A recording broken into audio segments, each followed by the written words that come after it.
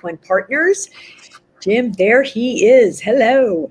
Hi, Robbie. Have a good talk. Thank you so much. Yeah. So let me just say one word of introduction here. It's impossible to plan for the future not knowing what kind of identity data you're going to have to work with, whether that's for targeting or for attribution or for other purposes. So this is, I'm sure every panel could say, and this is the most important topic of the day. But you know what? I think this is the most important topic of the day. So with that, I want to jump in here. And so I'm going to skip introductions, but let me ask each of my panelists if when you make your first statement or answer a question, just to introduce yourself, name, rank, serial number, so forth. So let me start with kind of to set the ground here a little bit. Of all the privacy-based regulatory or policy changes that we're looking at, because it's more than just Google, it's everywhere. Of all of those changes that have happened, like Apple and Mozilla, of all of those changes that have happened, or the ones that are coming at us, what do you think present the greatest challenge to our current capabilities? And I'm thinking targeting, measurement, but you may want to bring in something else as well. So who'd like to go first? I can go first. Oh. Go ahead, please. Prachi Priya, Chief Data Officer for Team 1 of Publicis Group. To your question, I would say all of the ones that you mentioned, the cookies, the mates, all of these are important building blocks for a true people-based marketing. And we've seen the rise of privacy regulations like CCPA and GDPR. That has changed the way we marketers have historically tracked the consumer behavior online.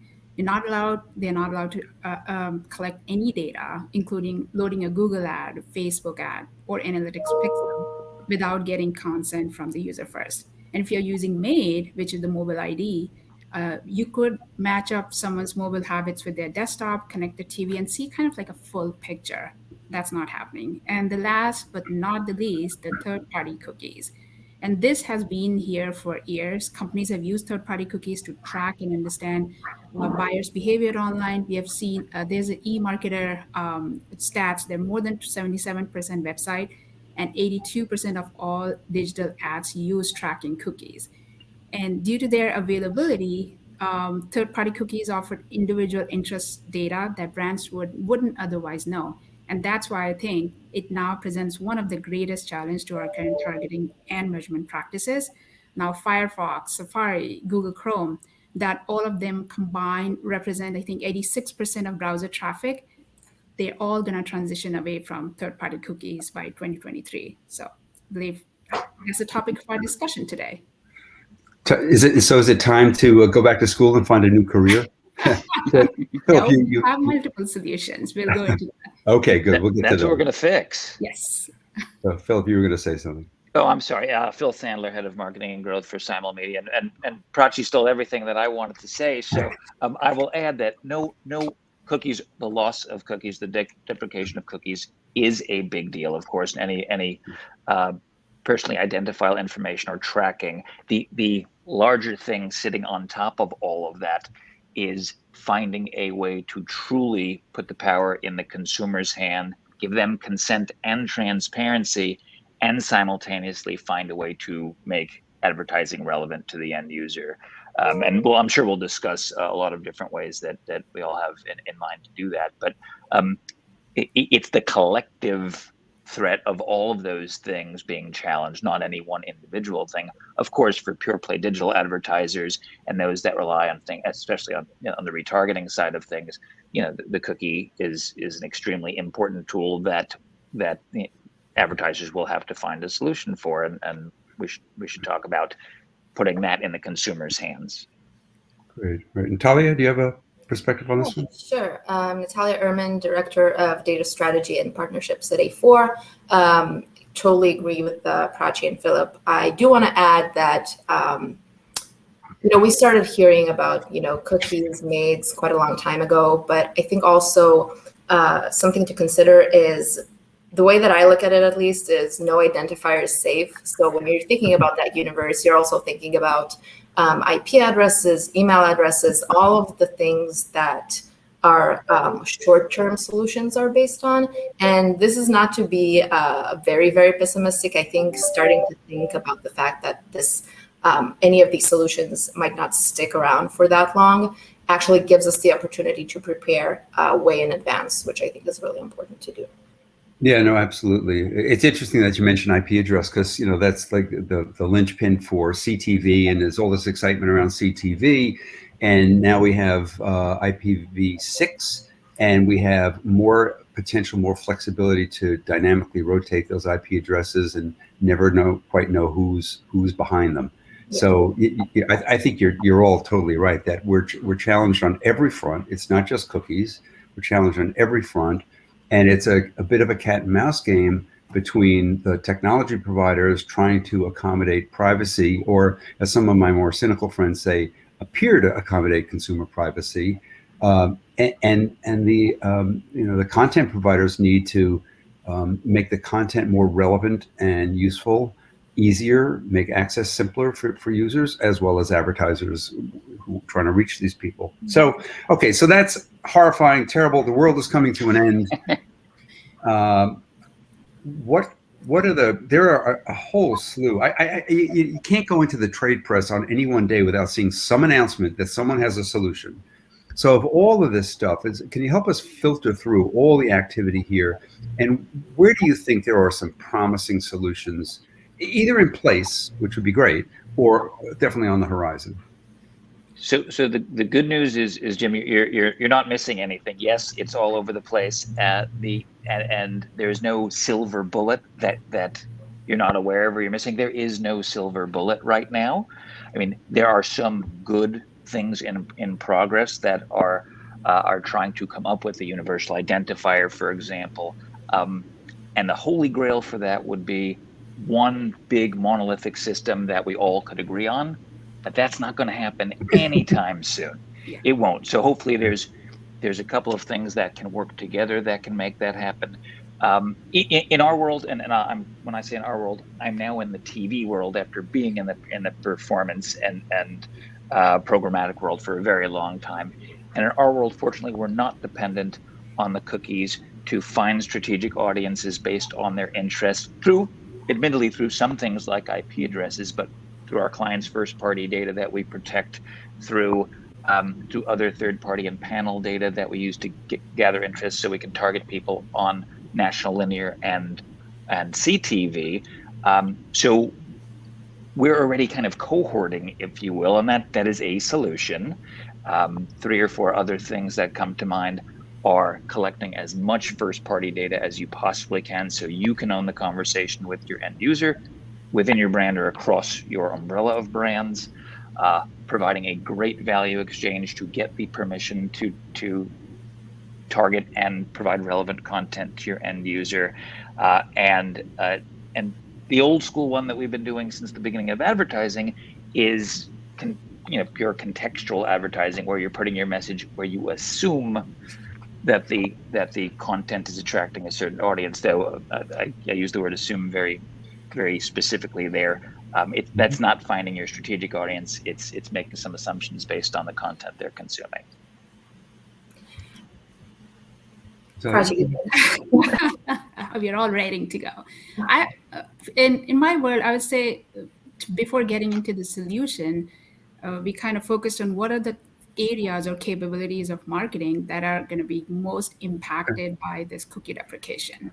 Yep. And in the top 5, if I can riff it out, is the first one is audience creation, and then creating those segments because those are heavily based on your third-party cookies. And then how do you onboard the data, the customer retargeting, which also depends heavily on the third-party cookies, and prospecting, and ultimately last one is the measurement and the whole attribution. So that's why with third-party cookies disappearing, it becomes a little bit more challenging for brands to know and understand these individuals' interaction. So the needs of marketing are not changing. What is changing is the way we need to go about acquiring and executing on those core capabilities in a post third-party cookies world, and while respecting our customers' privacy. Philip, you mentioned, and I would emphasize on that one the most, is how do we build a strong first-party data relationships which is kind of like the foundation for this solution after cookies are going away. And the times where every marketer can pour advertising budget into all channels, that is definitely over. It's no longer enough to rely on data collection. So the first step would be to make a full commitment to transform the ability to connect with consumers and putting that first party data at the center. And it's not just that, it's like fusion. It requires, I would say, the fusion of 3 data streams. First one, when you collect your first party data in real time from behaviors exhibited by a customer across the brand, either site or app or media, like what are the searches, what are the products that are browsed, or cart content. And then second part is the identifiers that are being collected, which are provided by your authenticated consumers. For example, like email address or phone numbers that are given with consent so that we can use that for personalized marketing. And the third one, which is very important, is working or building your own identity resolution to shore up all those anonymous interactions, both online and offline, so that you can stitch it together and understand if they are truly anonymous or if they are a known individual. And all of these, that building those relationship, first party data relationship, this creates more value for the customer where they feel respected, protected, and see the benefit in receiving this holistic, relevant experience from the brand they choose to engage with. It's like we're giving the power into the hands of consumer, but still doing what we are supposed to do as marketers. Yeah. I want to come back and ask you a question, but first I want to give Natalia a chance to put her 2 or 3 or 6 cents in. Yeah, Prachi, I totally agree. I think it's actually, with all the challenges that we're facing, I think it's still very exciting, the opportunity to be transparent with the consumer and to be actually provide that value, additional value, or to clarify, like, why am I asking for this data from you? What are you getting in return? Because I think that's something that it's kind of been lacking until now, and the ability to do this now and kind of start from scratch when it comes to creating those relationships with the consumer, I think it's great. I mean, I don't really have a better way to say it. I just think that the more transparent you are with the consumer, the more you're going to get, the more the consumer is going to get. So it's definitely something really important. Yeah. So I want to probe or challenge a couple of things that we just said. So Natalia, to you, transparency is a great idea, but when we think about how it's implemented in an end user license agreement that's 53 pages long in 2-point font that, I have to bust out reading glasses and I still can't read it. So, I think you're right. Transparency could be a good answer, but we don't have a good solution to it. There's no uniform industry approach to transparency. I mean, is that something the industry should be thinking about? I think definitely one of the things about the opportunity to be more transparent is not to necessarily have this 100-page document with a 10-size font that you can't read and you're not going to read. I think the way that you present the messaging can definitely be improved in major ways. So yes, I believe there's opportunity there. Yeah, great. I agree totally. And Prachi, I wanted to ask you, because you made a big point about first-party data, and I agree. Where you have it, when you can use it, first-party data offers tremendous advantages, but usually the one advantage it does not offer is scale. So you kind of have, great, we have first-party data, it's wonderful, but oh gee, now we have to model it out. So in order to get the scale, you lose the precision. How do you handle that trade-off? Yeah, that's a great question. So what we do is we first build this first-party data capability, and then you have to enrich that data with using third-party data, which is not, and that third-party data which is not rooted in third-party cookies or device ID, so that we can create an enriched profile. And so the technology enablement that kind of backs this up is having an enterprise-grade CDP, which brings your first-party data, and then you enrich that with third-party data together, and then you create this beautiful data ecosystem where you can see this customer end-to-end. You have one unified view of a customer profile. Okay, great. Thank you. Yeah, go ahead, Phil. Sorry, I want to add to that a little bit. It's a little bit the precursor to a certain extent, the precursor to cohorting in a way. So So we do the very same. We look at our clients' customers, and we paint a picture of who's most likely to transact, what are they interested, what does their behavior look like, and as much data as we can enrich onto their profiles. And then we go and find as many people that look like that through some of the things Prachi is talking about, and do that on a national basis. So we've been very successful,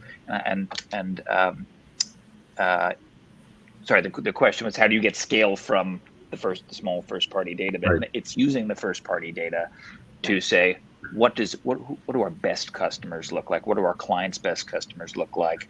And then let's find people that look just like these folks, but in a very privacy compliant way, not unlike what the cohorting factions are trying to accomplish. Right, and I wanted to move to that. I know we're getting tight on time here, and I do want to say, if anyone in the audience has a question, pop it into the I think the comment box, and we'll try to deal with it in the last few minutes we've got. But let's just move to that solution, because if you reach the point where you go, I don't know if any of these ID solutions are ever going to work well enough, full enough. They're all going to work to a degree. So the next step is, how do we work with aggregate data or cohorted data, the way Google and Facebook want you to work with, I won't use the word flocks because I think that they might have been shut down, but if you if you take perspective on it, you say, well, if some years ago, and maybe to some degree even today, we looked at like women 18 to 49. Well, that's got a high incidence of our users. Well, what's a high incidence?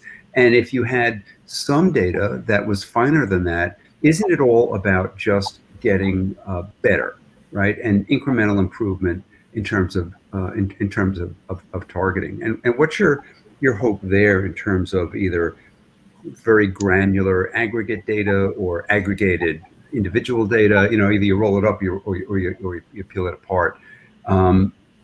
What do you think can be accomplished there? Do you think that's a viable solution we can count on? That if you're making a 5-year plan, you can say 5 years from now, we're definitely going to have that. I see us living it day by day, and there's one important piece in what you mentioned.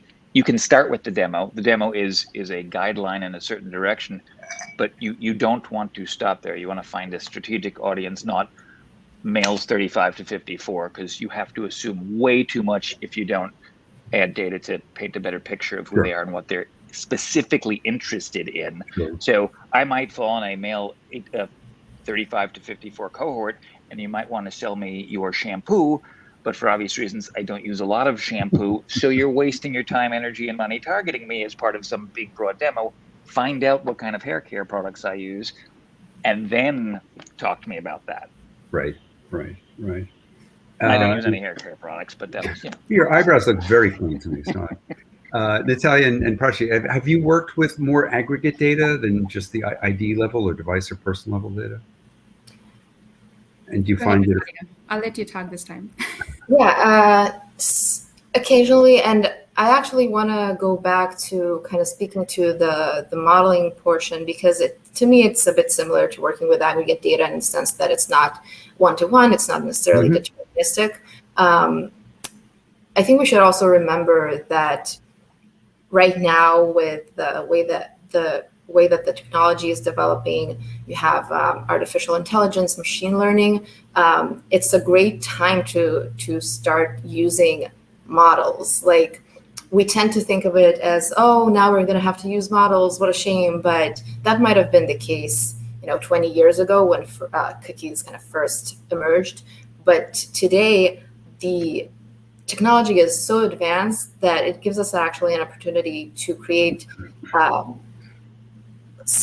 models that are so much better and so much useful than what they used to be 30, 20 years ago. So it's nothing to be afraid of. Yeah, good. Do you have a sense, I don't know, this is an unfair question, but what the heck?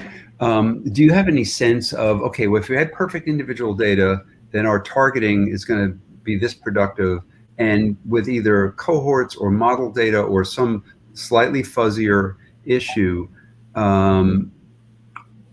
do you have a feel for how much precision and how much marketplace performance you lose in that shift? Because that may be the shift we're looking at, coming up over the next few years. Cohorting is far better than demographic targeting, but it's still taking what you know about a smaller group and applying it to a larger group. There's always some probabilistic fuzziness in doing that. So Right. it's not going to be perfect. And there's a saying, all models are wrong, but some are useful. And this is an example of that. So not every model can be perfect, but some can make your marketing far more relevant, far more responsive, far more effective. And that's what we have to strive for. We have to make the most use out of every marketing dollar we spend on behalf of ourselves or our clients. And with the same amount of focus and weight, we have to make that relevant to the end user and put them in control. Yeah, I think that's a brilliant place to stop, and it's good because we're out of time.